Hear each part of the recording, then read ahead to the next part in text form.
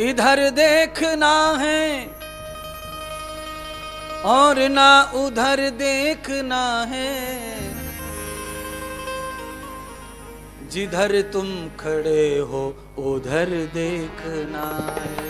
जिधर तुम खड़े हो उधर देखना है, जिधर तुम खड़े हो उधर देखना है, जिधर तुम खड़े हो उधर देखना है, जिधर तुम खड़े हो उधर देखना है, जिधर तुम खड़े हो उधर देखना है, जिधर तुम खड़े हो उधर देखना है।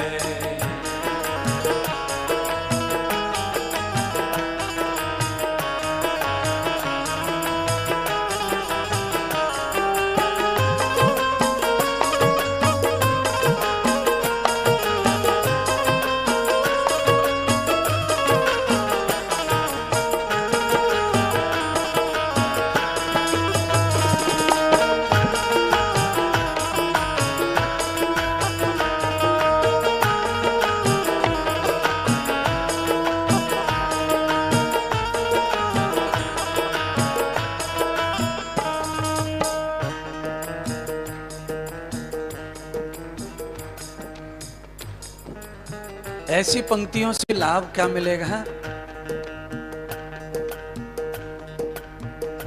जब तार जुड़ता है तब ये लाभ मिलता है और तब ये भाव पैदा होता है। कितना बढ़िया विषय चल रहा है कथा का, चाहे प्रवचन का, चाहे भजन का,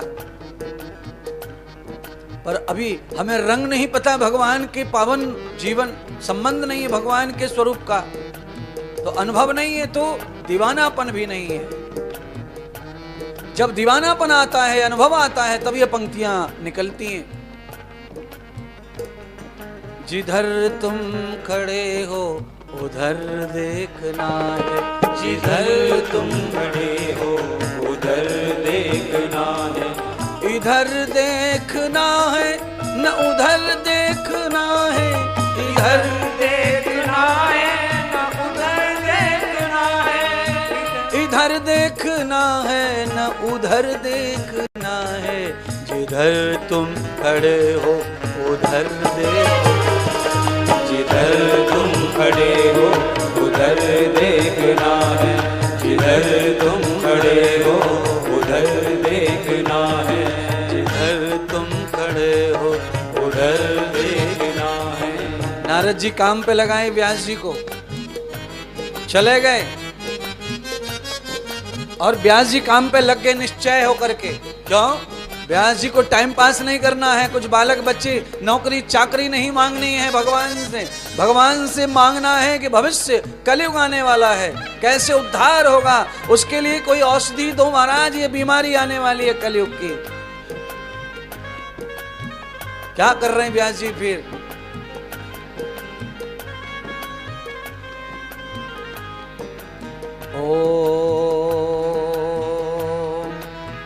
नमो भगवते वासुदेवाय,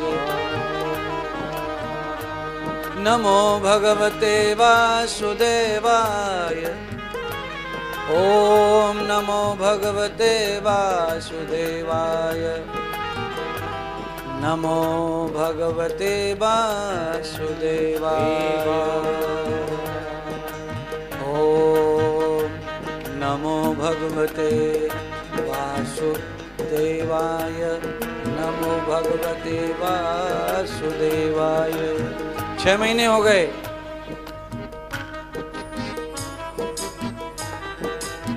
और 6 महीने में प्रभु आ गए, सामने खड़े हो गए, हृदय से निकल के बाहर आ गए। जब तक बुखार अंदर रहता है समझ में नहीं आता है, खांसी अंदर रहती है समझ में नहीं आती है। खांसी कब समझ में आती है? आप बताओ ना, खांसी कब समझ में आती है? आप तो विद्वान बैठे हैं, बताओ। खांसी अंदर है, कुछ समझ में नहीं आ रही, सबके अंदर है, कोई समझ में नहीं आ रही, पर जब वो बाहर आती है तो सबको बताती है कि खांसी आ गई आ गई आ गई आ गई। तो अड़ोसी पड़ोसी भी बोलते हैं इनको खांसी हो गई है। अरे भैया कृपा करो महाराज डॉक्टर साहब, मुझे खांसी आ रही है बार बार। आ जाती है बाहर। बुखार बाहर आता है, नाड़ी देखो, हाथ देखो, मीटर लगाओ, शरीर गर्म होने लगता है। ये सारे विषय में इसीलिए रख रहा हूं कि समझ में आ जाए। भगवान जब तुम्हारे अंदर प्रवेश होते हैं और बाहर दिखाई देते हैं तो बिल्कुल साक्षात होता है। इसमें कोई अंधविश्वास नहीं है, कोई पाखंड नहीं है। ये सब मैं अपने जीवन का अनुभव बता रहा हूं भागवत के साथ साथ, मेरे खुद के अनुभव हैं। ये चमक दमक ये सब ऐसे नहीं पैदा होती है, उसके लिए आपको कठिन मार्ग से गुजरना पड़ता है। दुनिया की हर कठिनाई आदमी को सुंदर बनाती है और दुनिया का हर सुख आदमी को दरिद्र बनाता है। बस फर्क इतना है, जो जो सुख भोगता जाएगा वो मरता जाएगा, जो के जीवन में दुख आता जाएगा, कभी न मिटने वाला दुख आएगा। और जो जो दुखों से गुजरता जाएगा उसके जीवन में सुख आता जाएगा और कभी न मिटने वाला सुख आएगा। इसीलिए संघर्ष ही जीवन है और संघर्ष ही सुख की पगडंडी है। इधर देखना है न उधर देख, इधर देखना है उधर देखना है, इधर देखना है न उधर देखना है, इधर देखना है न उधर देखना है। जिधर तुम खड़े हो उधर देखना है, जिधर तुम खड़े हो बंदे सब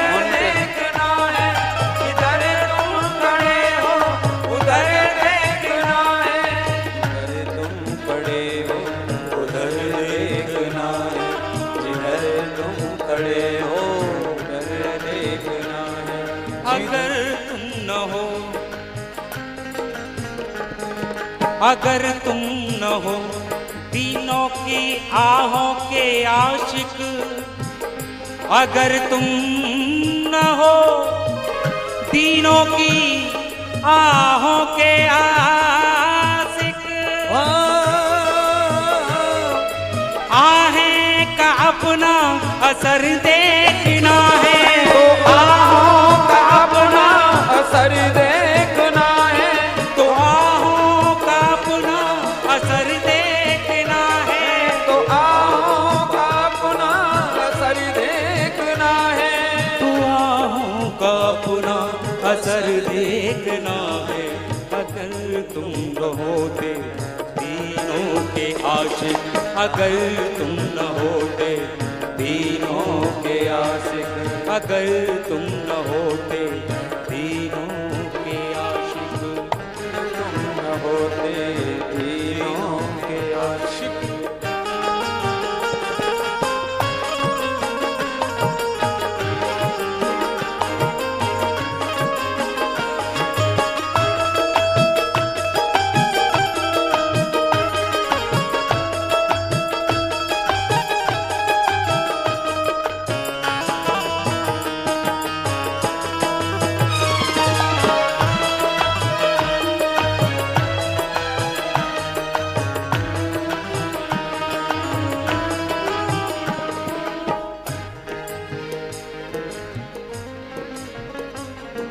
उबारा था जिस हाथ गिद्ध गाज को, उबारा था जिस हाथ गिद्ध गाज, उबारा था जिस हाथ ने गिद्ध गज को,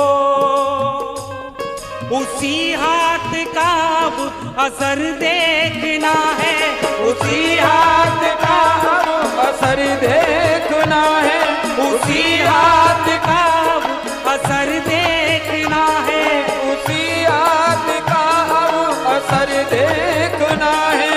जिधर तुम छुपे हो उधर देखना है, जिधर तुम छुपे हो उधर देखना है। कन्हैया तुम्हें एक नजर देखना है, जिधर तुम छुपे हो उधर देखना है, जिधर तुम छुपे हो उधर देखना है, जिधर तुम छुपे हो उधर देखना है, जिधर तुम छुपे हो उधर देखना है।